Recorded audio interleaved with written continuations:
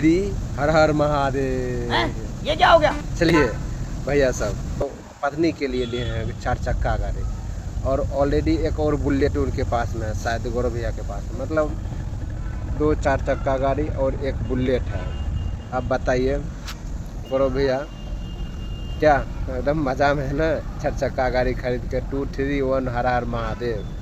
खैर आप लोग गौरव भैया को कितने पसंद करते हैं कितने पसंद नहीं करते हैं वो भी कमेंट बॉक्स में अपनी प्रतिक्रिया दीजिए।